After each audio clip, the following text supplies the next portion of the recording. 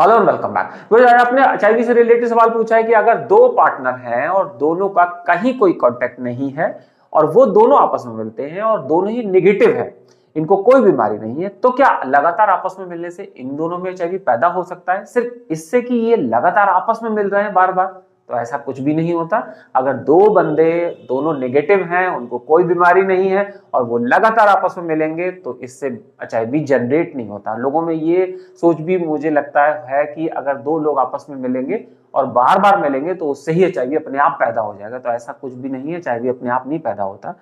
अब इसमें दो तरीके के लोगों ने सवाल किया है, मेल टू फीमेल तो किया ही किया है, साथ में उन लोगों ने भी सवाल किया है जो कि मेल टू मेल भी कांटेक्ट में रहते हैं। तो उन लोगों ने सवाल किया कि क्या दो अगर मेल आपस में मिलते हैं और लगातार उनमें कोई बीमारी नहीं है तो क्या ऐसे में कोई बीमारी या एचआईवी होने के चांसेस हैं? तो उसमें एचआईवी ऐसा नहीं होता जब तक कि दोनों पार्टनर का में से किसी का कांटेक्ट कहीं और किसी और से ना हो।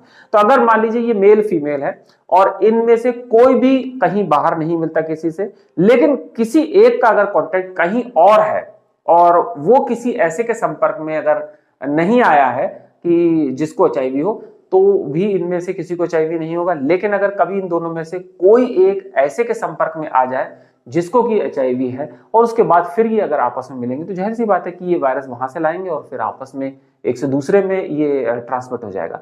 Same condition mail to mail में भी रहेगी। कहने का मतलब ये है कि ये अपने आप आपस में कांटेक्ट रखने से खुद जनरेट, खुद पैदा नहीं होगी, कहीं किसी में है उससे मिलने से ही ये आपके अंदर आएगी। अब हम ये भी नहीं कह सकते कि सभी के अंदर ये बीमारी है, कि जहां भी हम जिसको भी देखें कि हम सोचे कि हर बंदा एचआईवी पॉजिटिव है बाहर है, तो ऐसा भी नहीं है। कुछ लोगों में बीमारी है। तो इसीलिए ये ध्यान रखने की जरूरत है कि जहां हम अनजान लोगों से मिल रहे हैं, जहां पर अननोन पर्सन्स हैं, उनसे जो कॉन्टेक्ट होते हैं, वहां पर हमें प्रोटेक्शन का यूज करना चाहिए जिससे कि हम बीमारियों से बचें। इसके अलावा अगर आपको कोई डाउट है, कोई सवाल है, आप पूछना चाहते हैं तो जरूर कमेंट करें। इससे रिलेटेड और जानकारी मैंने अदर वीडियोस में दे रखी है, उन वीडियोस का लिंक भी मैं नीचे डिस्क्रिप्शन बॉक्स में दे दूंगा। और अगर आप डायरेक्ट अपने कॉल करके सवाल पूछना चाहते हैं तो उसके लिए एक पेड कॉलिंग ऑप्शन है जिसका नाम कॉलिंग 4 है। इस पर आप कॉल करके डायरेक्ट अपने सवालों को पूछ सकते हैं। तो मिलते हैं नए वीडियो में। See you next video and bye bye.